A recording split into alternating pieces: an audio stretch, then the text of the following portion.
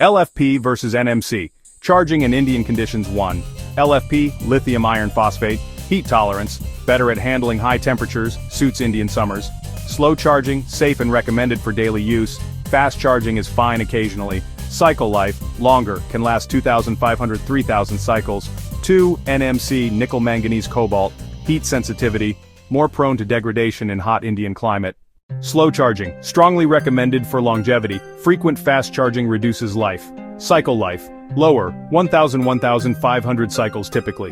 In Indian conditions, slow regular charging is better for both LFP and NMC. LFP handles fast charging and heat better, so it's generally more suited for India.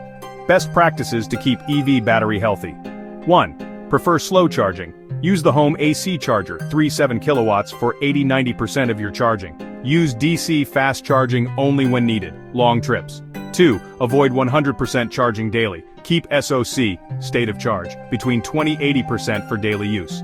Go to 100% only before long drives, not every night.